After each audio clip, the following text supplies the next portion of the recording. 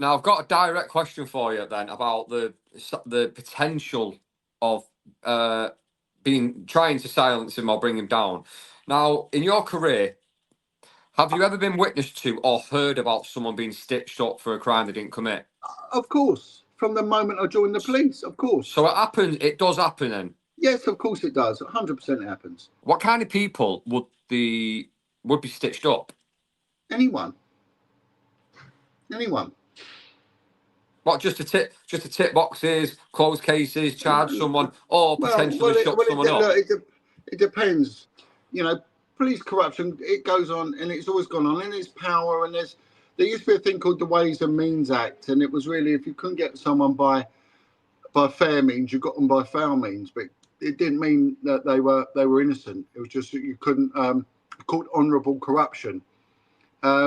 Honourable corruption. Honourable corruption. Yeah, there's enough examples of it, and you know, I've made it quite clear. I didn't care if a drug dealer got his money nicked. I wasn't interested. It didn't bother me. I didn't care. They didn't work for the money. They've never done an apprenticeship. They've not done hard graft. And if the police steal their money, I'm not bothered. I'm not going to say nothing. And it's the same as if someone was mouthing off with the police and become aggressive and they got beaten up by the police. I didn't care. I wasn't interested, and I wouldn't speak out against it either. But I stood up because they were covering up child abuse, and that, for me, no way, leave the kids alone. That's the worst. That's the worst of the worst. But yeah, right. You know, and especially in the earlier days, there was a lot of it. You know, there's too much to really go in. I'm not justifying any of it.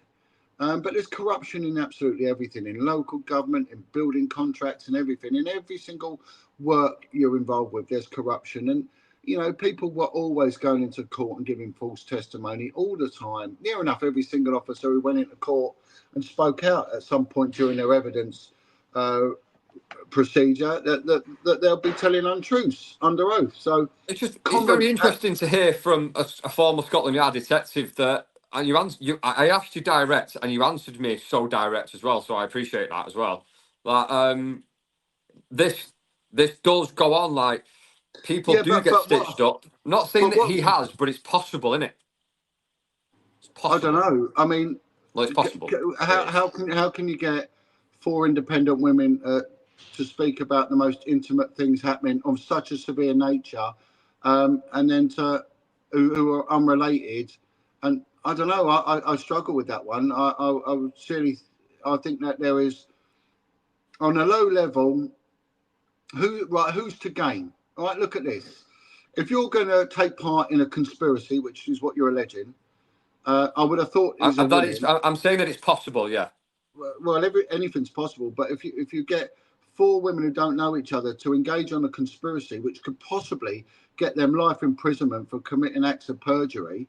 In what way are they benefiting? How are they going to benefit from doing that? Because it depends who's orchestrating it, doesn't it? Well, we don't know. He's obviously he's upset the apple cart. But who was he part of anyway? Who is this man?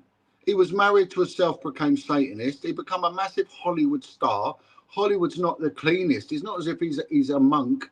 That this is a member of the public that's done nothing but benevolent work and lived a clean life. This man was living in the belly of the beast and has profited immeasurably from that lifestyle. He has promoted promiscuity, bad behaviour and everything.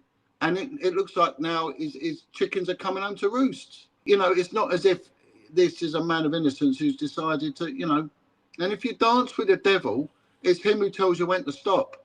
And it looks like this guy has danced with the devil all his life, and he's benefited. He's definitely playing with fire.